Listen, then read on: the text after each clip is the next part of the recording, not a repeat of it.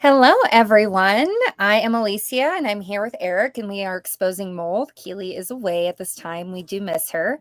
But today we wanted to talk about mold and pet health.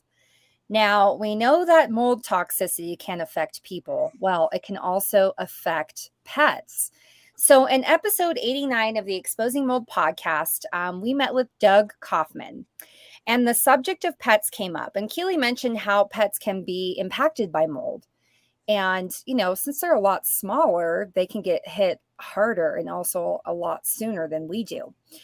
So if you go on Google right now and you type in toxic mold in pets, Google will reveal to you a ton of articles about how toxic mold is bad.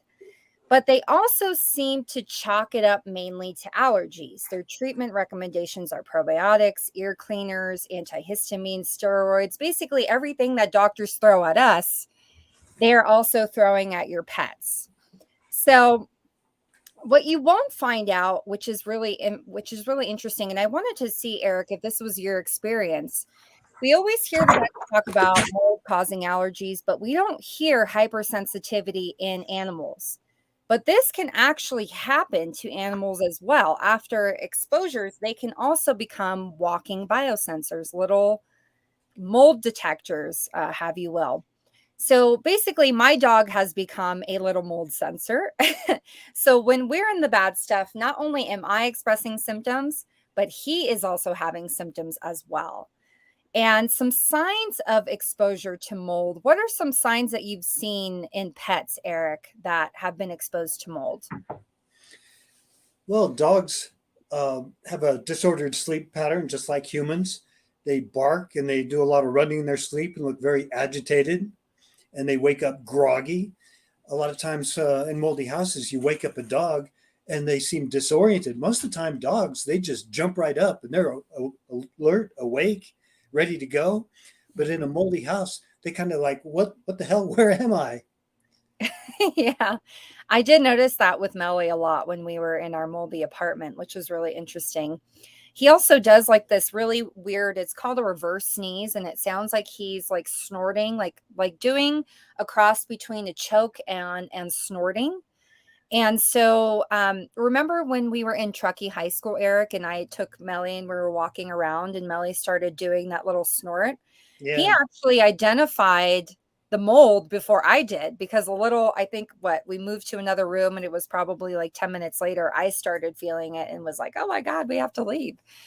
So that's his little identifier. Some other symptoms are head shaking, smelly ears, ear issues. Melly had that as well. Sneezing, paw licking or gnawing, making lightning on the sheets. This is a fun one, right, Eric?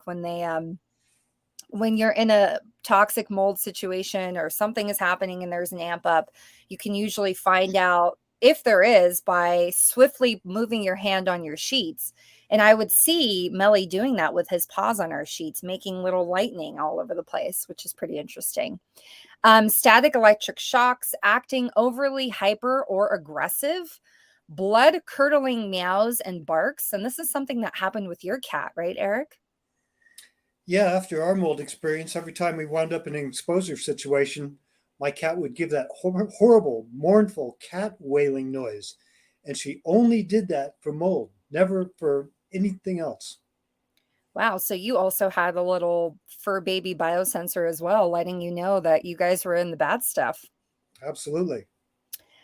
Some other stuff is whining, eye issues, watery eyes or gooky eyes, vomiting, losing hair excessively, not eating enough or overeating, extremely smelly or stinky, fungal issues, white flakes in their coats, being lethargic, and having GI and respiratory issues.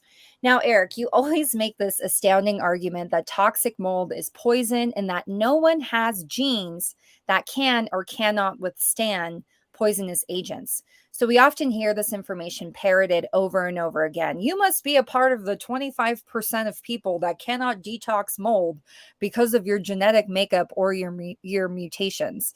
And basically, animals don't have these genes. They don't have the HLA-DR genes or whatever that they're called, and they will still get sick from exposure. So what does that tell you? Is this really a genetic issue, or is it just poison basically affecting everyone in the house, including the pets? Now, I'm going to be honest here. In the beginning, I thought it was a good idea to have a mold sniffing service dog, right? I think Keely gave me some flack about this the other day. And I also thought it was a good idea to hire a mold sniffing dog to help identify mold in my house. But as the wonderful building biologist Silka had mentioned in episode 85 of our podcast, she expressed a similar statement, I think, to how we all feel about this now. And it just doesn't feel ethical to hire a dog to do mold sniffing, because they just can't voice how they feel if they're becoming adversely affected by the work that they've been trained to do. So I actually imagine these mold sniffing dogs having a relatively short lifespan. So I've changed my mind on that. And, instead of paying $13,000 on a mold sniffing dog, I paid $200, and my little dog is now a walking biosensor, not of our doing, just because of circumstances that we found ourselves in. But so I wanted to just deep dive into this, and I basically researched how vets are approaching these treatments. And again, I just want to reiterate, they're looking at mold toxicity as an allergy, primarily what they do for people, right? Toxic mold, mainly an allergy. They're also using the same meds, again, antihistamines, steroids, the whole gamut of supplements to boost your immune system, omegas, probiotics, whatever. And what was really interesting is that when I was looking through just information online, I found an article from WAG, which is a very popular dog walking service nationwide. And, they list the offending molds that can affect your dog. And believe it or not, Eric, they didn't list like Stachybotrys, Chaetomium, or any of the toxic black molds. Can you believe that? Amazing. They're gaslighting people, but they also like to gaslight the pets for some reason. I thought it would be different, but I guess not. But what I did like was there was a mention of bathing your animals, but it was more framed in the context of, okay, bathe them to reduce their skin irritations. But this is often a tactic that we use, Eric, right? You recommend decontamination. And a major part of decontamination from mold is hopping in a shower and getting this stuff off of you. So they weren't framing it in that text, but I definitely, that was actually one of the most useful tools for me for Melly when we got him out of the moldy building, and also myself. Him and I were taking showers at least, I don't know, 5 to 10 times a day. I was rinsing him constantly because he was detoxing the stuff off of his coat. And we were using, gentle, just whatever dog shampoo was on the market. But then I ran out of that and I just started using soap. So it didn't really matter what, the product was. It was, the most important part of this was basically decontaminating our dog, so that way he wouldn't keep having these symptoms from self-contamination. And I would also use, when we find ourselves in a bad, situation outside of the home, away from showers, I will use baby wipes. So I'll wipe myself. That's my mode of decontamination. Eric likes to use paper towels. He'll wet it, put a little bit of soap on it. And I'll just baby wipe myself, and also Melly. And it seems to happen. I know it's kind of funny, baby wiping a dog. But, whatever the case, you have to do what you have to do in the situation when you are made hypersensitive to this, because it's like the stuff is so sticky and it sticks to you, and then you're reacting off of your clothes and your hair, and you're like, I can't get it off of me. So it's really good to have those tactics in place. Now, Keely said here, when my cat was inside mold, he began losing a lot of hair and became suddenly aggressive, biting us when he previously had not. He also began to chase things that were not there towards the end of our time in that awful rental. Yeah, I mean, if your pets are exhibiting strange behaviors that they've never exhibited before, consider your environment. And Eric, in your experience, how open are vets to toxic mold and mold toxicity? Didn't the whole kind of sphere of mold research and mycotoxins all stem initially from the veterinary literature?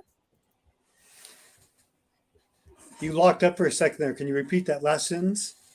Oh, I'm sorry. My last sentence was, um, so mold toxicity wasn't really well known to people, but it seemed to evolve and start more so in the veterinary literature. Can you just talk about your experience of what you've seen over the years? Well, the book that basically brought toxic mold Stachybotrys to the attention of the indoor air quality profession is this Saratoga Springs Proceedings Manual. And in it, they talk about how in the early 1990s, they went through the literature looking for record of toxic mold illness, and there was absolutely nothing in the North American literature, not in the veterinary literature, not in the human medical literature. There was some information from Europe about Stachybotrys poisoning in horses, and that was about it. But as we learned about Stachybotrys, discovered its toxic properties, then it started to creep into the literature in the United States, and veterinarians picked up on that. And a few people, veterinarians, noticed it in horses before human medical doctors did. And when Dr. William Croft saw a family sick in Chicago back in the mid 1980s, he managed to hook up with Bruce Jarvis, who was familiar with this veterinary literature, and made the translation from the horse sickness to the human sickness. And that was the first time the human medical literature included an abstract on toxic mold Stachybotrys. So that's where it came from. Yeah, so I feel like even with like parasites, even with other things, it seems like vets are more knowledgeable in these in these different sectors. Like they would be more willing to call out mold illness than say a regular doctor would. They can't get away with telling their patient it's all in your head. Yeah, can you imagine a vet telling you like, "Oh, your kitty's just got psychological problems, like you have to just give them anti-anxiety meds." Well, Which actually, they do some sometimes, right? doctors, some human doctors have actually done that. They've recommended antidepressants for dogs and cats, if you can believe that. I mean, I believe it. Anywhere to open up a market to sell their drugs, I mean, they're willing to go down that street. I don't think a veterinarian has ever done that yet, but I've heard of medical doctors doing that. Oh, really? I thought that I mean, I'm so unfamiliar to this. I have no idea. I thought that they do have like antidepressants for dogs and anti-anxiety meds for dogs and stuff now. Oh, great. We need counselors for doggies. Get them the psychiatric help they need. We have Take to the dog to the shrink. we have to figure out why maybe your dog was the runt of the litter. So they And, have issues. yeah, puppyhood child dog abuse or something. I So don't know. I But know. you know, the first time that the toxic mold phenomenon really crossed paths in the media with a celebrity and a dog was Ed McMahon, Johnny Carson's sidekick. Uh, death death mold killed my dog, Muffin. So here we've got national news about toxic mold affecting a major celebrity plus his dog. This was in 2002, and you would think that would be enough to get the attention of both medical doctors and the veterinarians, and somehow that didn't really happen. Yeah, I wanted to test our vet when I took Melly to the vet in Scottsdale, and I think I was telling her about these symptoms, and I wanted to see if she was going to mention mold in any regard. And she just mentioned, "Oh, it's just pollen allergies. It's allergies that dogs get in the desert, and this is a normal thing, and you just maintain it with allergy meds." And I'm like, wow, like it's like they're doing the same thing to dogs as they're doing to people. And it's just really interesting. And you would think that I mean, if you go on Google right now, there's like so many articles on toxic mold and how it can harm pets. So if you don't believe it can harm people, but it can harm pets, like there's two competing ideals here. Like it definitely can harm people if it's harming your pet. And your pet is like, gosh, how much smaller than you are. Imagine what it's doing to your body. And I wanted to ask you, Eric, what did you do to kind of, did you decon your cat in any way? Did you wipe her down or did you just take her out of the bad areas? We just got out of the bad area. I figured Yeah. whatever I was going through, my cat was going through. So, hey, we were in this together. We went out, got into a tent, let my cat run around until she eventually decontaminated herself just naturally. Nice. That's awesome. Yeah, I love that.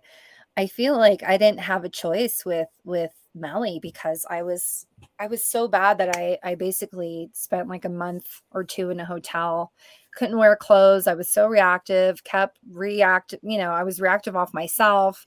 And Melly is like my little compadre. He's like stuck to my hip. You know that, Eric. You've seen me and Melly walking around doing stuff all the time. And, he had to be with me. So my only my only means of solace was to basically shower him as much as I was showering myself. And that actually really seemed to kickstart his healing. And so as well as mine. So I Yeah, know a it's a lot lot of people. easier to bathe a dog than it is a cat. Yeah, that is true.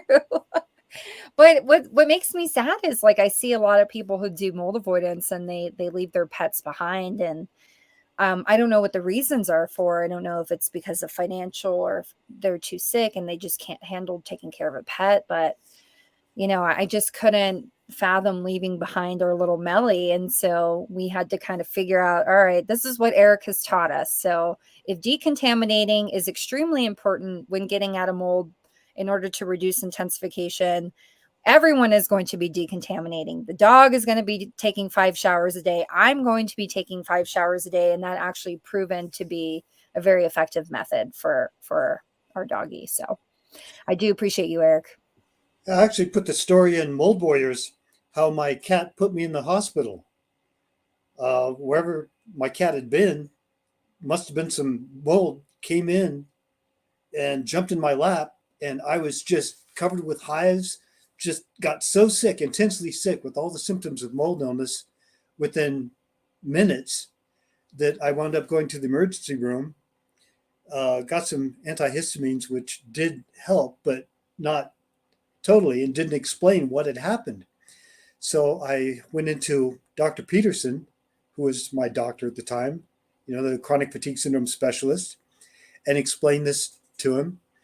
And at the time, his protege was the future medical director of the Whittemore Peterson Institute, Dr. Vincent Lombardi.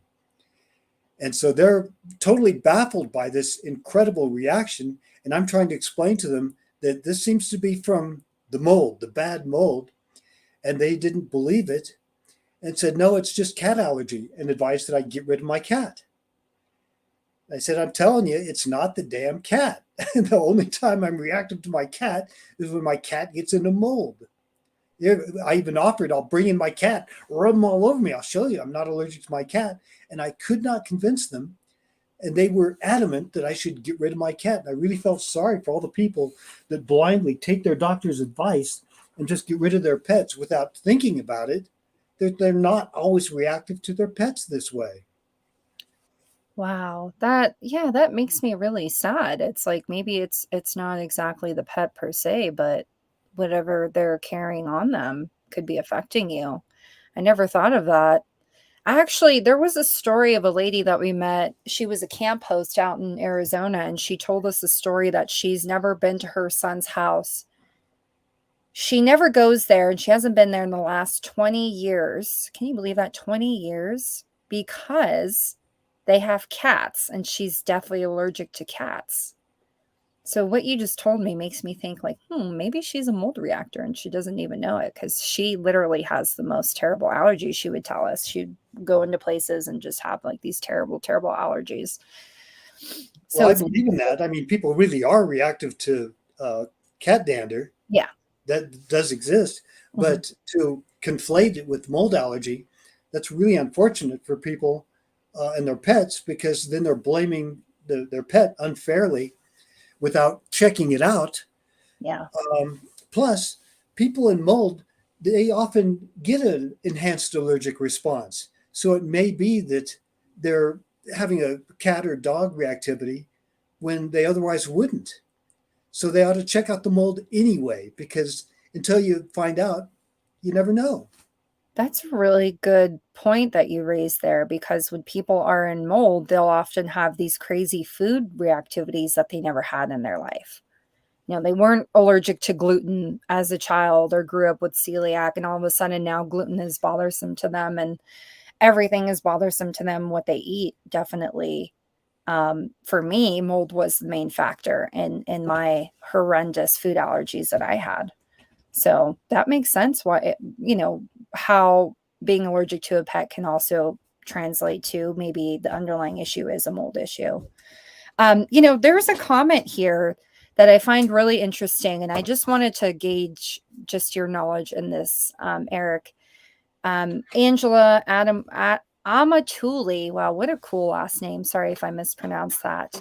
All of these stupid fragrances harm the pets and people with mold cover up and bad smell of mold with fragrances. Now, this makes me think MCS. Do you think pets have MCS as well, like people do? I really don't know. I have no evidence, but I wouldn't be surprised. Now, I know that so many people after mold exposure develop multiple chemical sensitivity Yeah. that it's not normal for people to be reactive to fragrances and perfumes. Yeah. That usually required another trigger. Mhm, mhm. So when people start blaming the fragrances and the air fresheners, those Glade plugins, for being the cause of illness, it's very difficult to get a doctor to believe you because not most people have that reaction. Whereas you just watch mold exposure for a while and you see that people in moldy buildings suddenly are complaining about every toxic VOC they can point Mhm, at. Doesn't mhm, matter what it is. mhm. It's not like we can study that anyways. Pets can't sit here and notify us that they're allergic to fragrances, but I'm wondering if that's that same cascade, that same issue that we deal with when we become mold sick. I mean, I had really bad MCS too. Um, if it's doing that to pets as well. I mean, it's really interesting. This stuff would be so interesting to study. I wish I just had this like state of the art lab where I can just conduct all this research and figure it all out. I feel like I'll be dead before we'll come to any of these conclusions. But Well, today, you can watch your pets and see by their behaviors if they're having a reaction or not. yeah. I mean, people are really in tune with their pets to the point that if a dog or a cat shows some discomfort from a VOC Mhm. and you notice it, you're probably going to be able to tell if they're feeling the same thing you are. Yeah, yeah. It's really interesting to kind of have like Melly and what's really weird is that we didn't have Melly like in our really super moldy house. We just had Melly when the apartment went bad. It wasn't always bad, but it went bad due to the roof leak. And I feel like even just that tiny bit of exposure for him was enough to make him hypersensitive. Like, how is that something that you've seen? Like, it's not like for pets, it doesn't need to be like this chronic long exposure for them to open up this hypersensitivity response to mold thereafter. I really don't know. It's hard to tell with pets because they can't talk about their experience. But I Really? watched carpenters, plumbers, people who are likely to come into contact with toxic mold. And I Mhm. asked, I had to go, you're running into mold constantly. You even clean it up. That's part of your job. And yet you don't seem to have this reactivity. Have you ever heard of this? Have you seen it in others? And they go, no, no, no. And then all of a sudden they'd come back to me and go, wow, I ran into this one particular colony and now I'm sick and now I'm reacting to all kinds of mold. Mhm. So that's why I came up with this concept that it's not all mold and it's not a particular species doing it all the time. There's some colonies that are getting hold of something that occasionally produces an extremely powerful toxin. And it does appear that when you encounter this really bad stuff, it can trigger this sensitivity really quickly, like maybe even one exposure. Yeah, because I remember David Strauss's story, when we interviewed him on the podcast, and he said he walked into Melinda Ballard's house, and I guess she had a crazy amount of stachy in her house, right? And then thereafter, he just had this longing sensitivity, these health issues, just by that one experience of whatever blasted him in the face in her house. Yeah, and Melinda Ballard really got her neighbors upset at her because Dripping Springs, Texas, now was suspect. People wondered if it happened to Melinda Ballard, could it happen elsewhere? And people started testing in her neighborhood and found they did find Stachybotrys. Yeah. And yet people weren't sick in the same way she was. But thanks Mm, to the rumor of it, it drove their property values down. mm, yeah. But yeah, that's unfortunate. But it raises the issue, why was it so toxic in one place and not so toxic in another? Yeah. What do you think was happening there? Well, same thing that I've been seeing all along. Yeah. Certain mold colonies get exposed to something that makes them super powerful, whereas another colony that didn't have access to water didn't become super pathogenic. Mm, It's mm, almost like something is floating around in the atmosphere that occasionally gets into the roof, drains down to a colony, and that one colony can become really nasty, and all yeah. the pre-existing colonies, they didn't change. Yeah. Yeah. That's very interesting. Something to think about. But thank you again, Eric, for your time. Thank you, everyone, for joining and listening to our live today on mold and pet health. I hope you guys do take this into consideration. Do monitor your pets and see if they're exuding or just acting weird, doing weird stuff, having weird health problems. That could be an indicator for some sort of mold issue in your home. So please, please stay tuned for really cool lives that we have coming on in the future. And Eric, just before we go for the day, was there anything else that you wanted to say about mold and pet health? No, Just keep them out of the mold, right? Just like the same advice that we give to people, try to stay out of moldy situations as much as you can, right? yeah, it's like if your pet's, if your dog is cold, if you're cold, bring them in. It's the same thing with mold. If you get sick inside a house, get them out. Exactly, exactly. All right. Well, we'll see you guys next time. And yeah, thank you again.